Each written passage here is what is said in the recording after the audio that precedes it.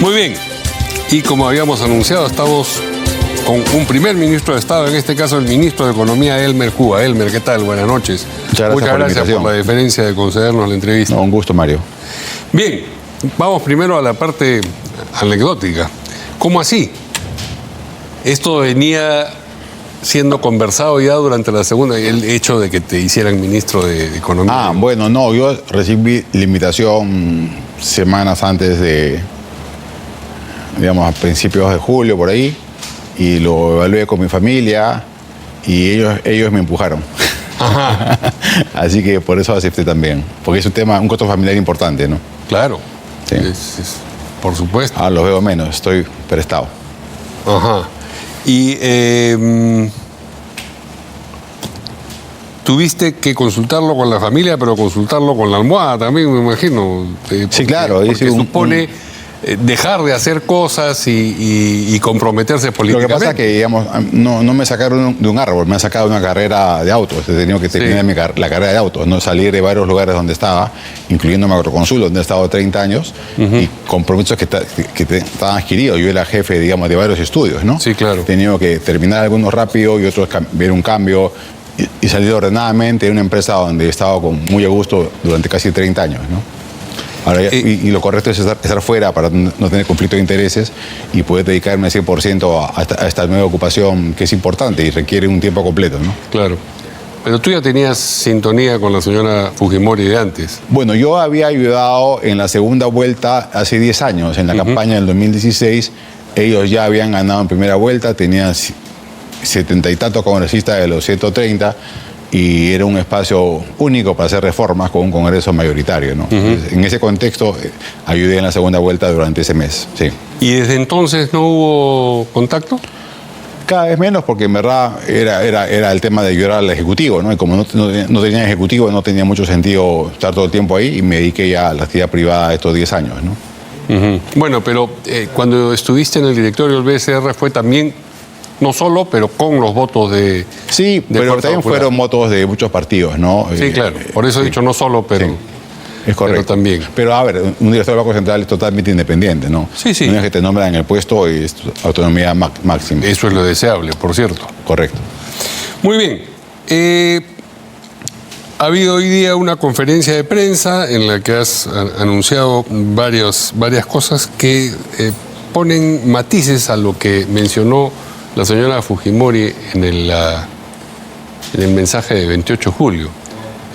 Fue muy criticado, y yo fui uno de los críticos, la elevación de la remuneración mínima vital en 170 soles. Lo que han dicho ahora es que esta va a ser en dos partes, 100 o aproximadamente 100 en una primera parte y 70 en una segunda. ¿Cuándo se va a materializar la primera y cuándo la segunda? Sí, más o menos 100 no es 100, efectivamente. No, porque yo estaba leyendo una declaración textual. Pero digamos, efectivamente, el subir de manera importante el mínimo, como es la intención política del gobierno, podría tener efectos en el corto plazo en microempresas formales fuera de Lima, y ciertamente un impacto inflacionario. Entonces hemos decidido moderar ese impacto. ¿No lo pensaron antes de hacer el anuncio? Lo hemos pensado después, ¿no? Y hay que cumplir la palabra de la presidenta, Sí. ¿no? De la mejor manera posible. Pero, ¿te lo consultó antes de...? Sí. Sí, digamos, una pregunta retórica. No, la porque pregunta es... Estamos en problemas. Sí. ¿No? ¿Y pusiste objeciones?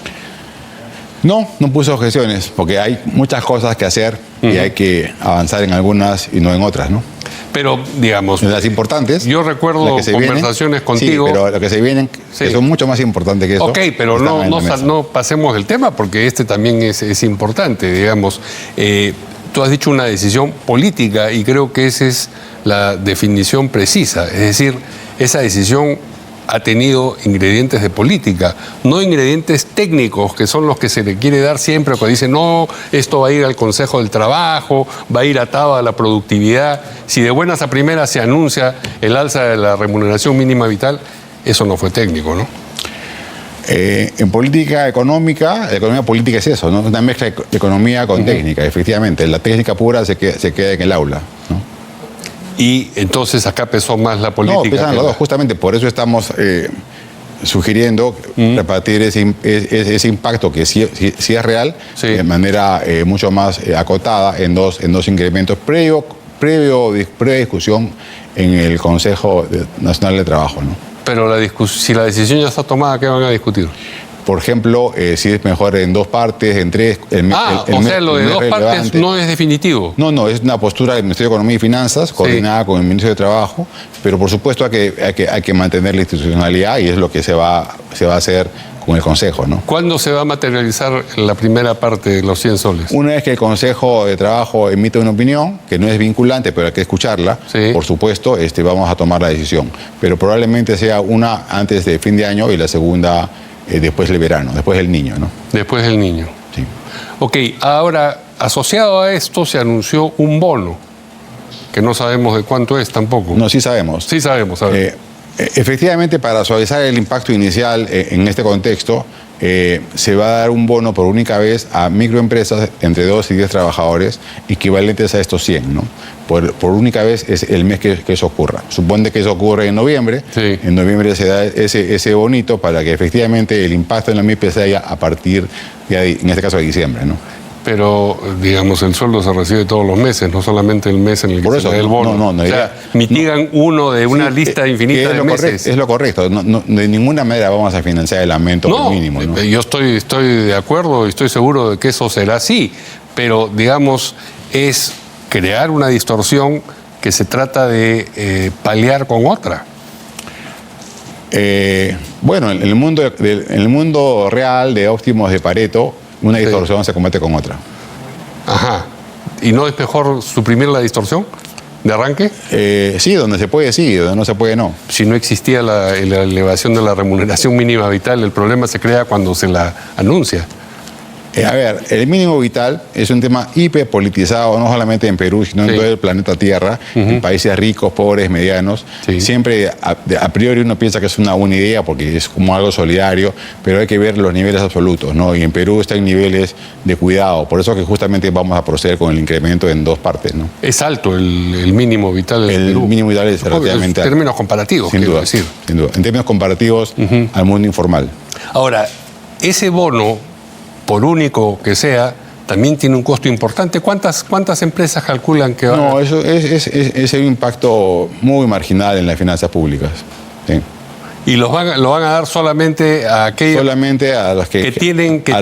a las microempresas que tienen en su interior el mínimo en el mundo formal.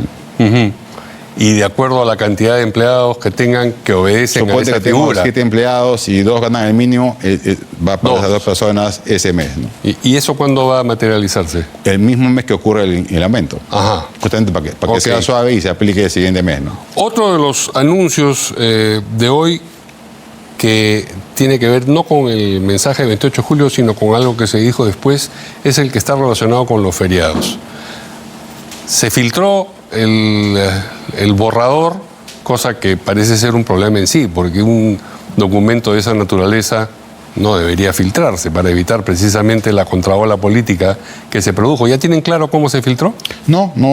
He dedicado todo mi esfuerzo a otras cosas. No, ¿verdad? bueno, no pienso que el ministro mismo esté, pero digamos, eso se Sí, conoce. no lo sé. No lo sabes. Ok, bueno, y eso llevó a decir, no vamos a reducir ningún feriado, no vamos a crear nuevos, pero no vamos a reducir ninguno. Evidentemente hay un problema con la productividad, que tú mismo has mencionado hoy día en esta presentación.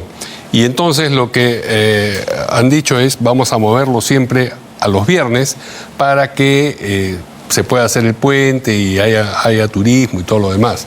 Pero eso, aparte de que es hacer un movimiento que favorece a un sector en particular, en este caso el turismo, la hotelería y todo lo demás, puede atenuar el problema del costo en la productividad, pero no lo suprime, ¿no? A ver, supongamos que se crea un nuevo feriado para el año 27, ese nuevo feriado, su impacto neto es negativo, ¿no? Como estos 3 que se han creado, que su impacto Por neto es supuesto. negativo, ¿no? Nadie se le ocurre no trabajar y eso va a ser positivo, ¿no? Pero ya están los que son los que están y no hay planes de cambiarlos en número absoluto ¿Por qué? todavía. Porque es una ley del Congreso que no se piensa enfrentar ahora. ¿no? Pero si estaba en el borrador es porque alguien pensó que era una buena idea. Seguramente. No sabemos quién. No sabemos exactamente quién. Pero lo que sí sabemos... ¿A ti no te pareció una buena idea? No, a mí, yo siempre he sustentado en mi antigua vida mía que los mínimos... Perdón, los feriados sí. Son dañinos, ¿no? Los nuevos feriados son dañinos. Pero estamos en el mundo de la economía política. Entonces, en ese mundo de la economía política hemos visto la mejor manera de sacarles eficiencia en el margen. A los economistas nos encanta la palabra óptimo de Pareto. ¿Qué es el óptimo de Pareto? Es una movida en la cual alguien mejora y nadie empeora, ¿no? Y esa movida es un óptimo de Pareto perfecto. ¿Por qué? Primero pensamos moverla no a los viernes, lo hemos seguido discutiendo, los lunes es un mejor día, porque los sábados hay gente que trabaja, empresas que trabajan, oficinas también, los lunes, y bancos también. Entonces, moverla al viernes moverla al lunes es mejor. Es romper el puente. Así es. Entonces, ponen en viernes, sí, efectivamente. Entonces, ¿cuáles son las ventajas? Efectivamente gana un sector, el sector turismo, pero nadie empeora, porque el feriado ya existe. Ya existe. Si fuera un nuevo feriado, ya existe. Sí, pero el hecho de que sea atractivo el turismo quiere decir que hay recursos económicos que van artificialmente allí y no van a otro lado. Entonces, si hay gente que sufre. No es así. No es así. Un feriado, suponte que cae el martes. Sí. Ya perdimos productividad el martes, ¿no es cierto? Sí. La movemos al lunes. Sí. ¿Hay un perdedor por moverle el lunes? No, cero. Nadie perdió, ya perdiste el martes. Si es que eso se traduce en turismo, en favorecer al turismo, el dinero de los privados que se invierte o se destina al turismo en ese caso por razones artificiales, es dinero que el mercado probablemente conduciría a otros gastos en condiciones iguales. El consumidor es libre de decidir, si quiere no viaja también. Pero si le están colocando un estímulo. Si el martes pensaba ir al cine, irá al cine en otro momento. No si la disponibilidad de dinero es limitada, ¿no? No, por eso, pero el consumidor es libre, ¿no es cierto? O sea, estamos moviendo su reducción presupuestaria, estamos haciendo que... Incluso podría decir no viajara. Suponte que... Por supuesto, no es obligatorio. Lo que estoy diciendo es que la colocación de estímulos, y ahí hay un estímulo colocado, hace que el dinero se oriente por razones artificiales, en este caso, al gasto X y no al gasto Y. Fíjate, el sector productivo que sabe que cortar la semana, martes, miércoles o jueves, es más dañino que si cayese un viernes o un lunes, es menos dañino. O sea, hay otro ganador. Claro. Entonces, moverla de un martes a un lunes tiene varios ganadores, no solamente el turismo. Gana el turismo, el transporte, gana también la empresa que pierde menos productividad como un todo de todos los sectores, porque ya perdieron el martes. O sea, van a perder el lunes, pero van a ser más eficientes el resto de la semana. O sea, hay dos ganadores y honestamente no identifico quién es el perdedor acá. ¿Quién podría perder? Alguien que vendía algo el lunes y no lo va a vender el domingo. No, que tenía algo para vender y que esa cantidad de plata podía estar orientada a ese gasto y no al otro, y que el otro se hace atractivo artificialmente. Sí me has entendido. Pero no me has entendido. No te he entendido, ok, discúlpame. Explícamelo de nuevo. Por eso, esa movida se llama óptimo de Pareto. Ocurre pocas veces, Por ejemplo, si acá hay una bebida negra y una blanca, y yo quiero la negra, tú quieres la blanca, es óptimo de Pareto, porque no nos estamos peleando, alguien mejora, nadie empeora. El feriado ya empeoró la situación, ya perdimos el feriado. ¿Cómo lo haces menos dañino? Lo mueves a un lunes. ¿Quiénes ganan con eso? La gente que puede vender el turismo. ¿Quiénes ganan con eso? La familia, que tiene un fin de semana familiar. Puede alargar ese periodo de descanso, más contacto con sus hijos, con sus abuelos, con quien sea, otro ganador. Otro ganador es las empresas corporativas que ya habían perdido ese martes, miércoles o jueves, lo mueves para el domingo y es menos efecto en la productividad. ¿Quién podría perder pasarlo de un martes para un lunes? Un vendedor de sándwiches en la puerta de la fábrica, igual perdí ese sanguchito porque es feriado. No, pero el gasto puede ser no solamente asociado al trabajo, puede ser, como tú decías, ir al cine. Pero en fin, sí te había entendido todo, la verdad. Pero, por un lado, es importante decir, se reduce el daño, no se suprime el daño de los feriados, cosa que habría sido lo deseable, suprimirlo. Y de otro lado, insisto, y ya no vamos a seguir dando vueltas sobre este argumento, que al hacer artificialmente atractivo, más atractivo de lo que es el turismo, en la decisión personal, por supuesto, libérrima de cada persona, se puede decidir, ok, por razones artificiales voy a hacerle gasto acá y no allá. Entonces sí hay un sector de la economía que sufre, y En fin, pasemos a otro tema porque nos vamos a quedar... Déjame tomar hacer un punto. A ver, dale.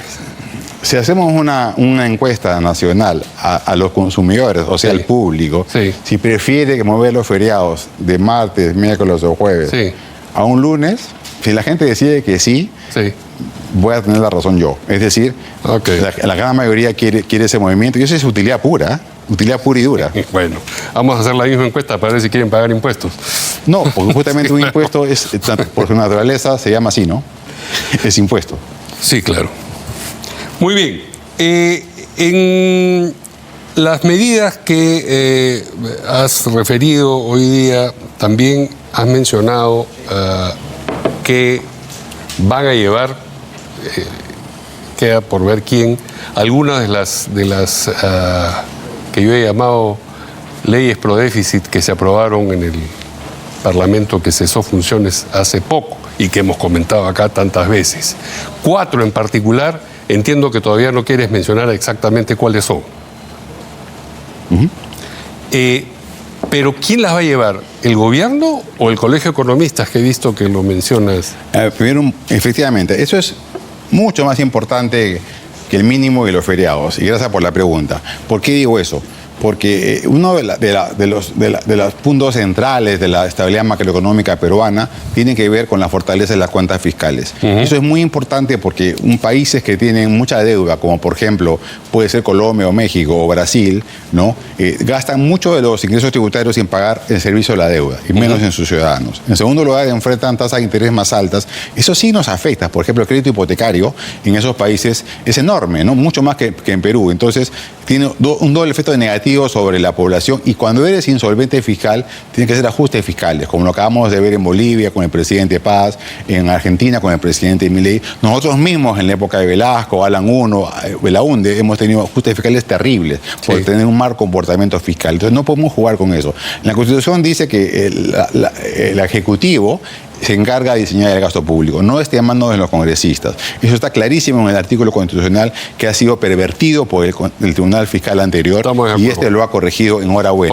Por el Congreso. Por el Congreso actual. El Tribunal Constitucional admitió en su momento, abrió una puerta correcto. Fueron dos perversiones, la del Congreso y la del TSE, que no cumplió su trabajo leyendo bien la Constitución. Y eso se ha corregido felizmente con este nuevo TSE, pero para adelante. Pero todavía hay normas que si las cumplimos tal como están, nos pueden sacar de la ruta del equilibrio fiscal. Si las cumplimos tal como están, el déficit fiscal saltaría no solamente de este año, que sería 1,8, sino a 3% el próximo año, y se mantendría en 3% durante todo el periodo presidencial, aumentando el ratio de deuda PBI de 30, que está hoy día a 35%, un camino terrible que no lo queremos recorrer, no lo vamos a recorrer.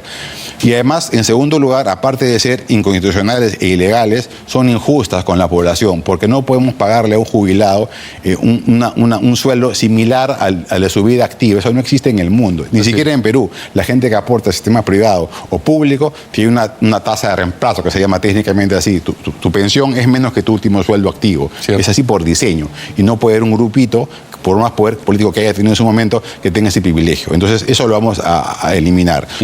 ¿Cómo se puede hacer? Ya el Colegio de Economistas, felizmente, usando sus fueros, ha comenzado a hacer esas acciones. ¿En coordinación con el gobierno o ha sido una iniciativa de motu propio? Motu propio. Enhorabuena, y aplaudimos eso y lo respaldamos. ¿Y saben ustedes exactamente cuáles son las leyes que van a...? Entiendo que el Colegio de Economistas, por lo que he visto en las redes sociales, también va a activar lo mismo para otras normas que están en discusión. Vamos a dejar que ese proceso fluya y que el TC admita esas denuncias y proceda como tal. Si acaso no ocurriese, el MEF está listo para entrar también en ese terreno. Porque el periodo para hacerlo... Está abierto. Está abierto, es como de 5 años, 6 años. Sí, está abierto y lo vamos a ejercer. Ahora, eso también va a suponer chocar con los beneficios ya concedidos o los derechos adquiridos que digamos, en la retórica política suelen enunciarse. Entonces, digamos, la señal, y tengo que volver acá al asunto de la remuneración mínima vital y de los feriados, sobre todo, es decir, no nos atrevemos a retroceder en lo que ya está avanzado, por ejemplo, en los feriados. Es mala al principio del periodo de gobierno, porque quienes entienden que estos privilegios tienen que sostenerse, dijeron, bueno, ya retrocedieron en esto, ¿por qué no retrocederán o dejarán de retroceder en lo otro? Sí, porque una cosa, a ver, lo que estamos haciendo es que el mínimo va para adelante, no estamos retrocediendo, el mínimo se va a aumentar el monto que se ha anunciado en dos etapas. El tema de los feriados que no se van a reducir en el corto horizonte, se van a mover para ganar eficiencia en la economía.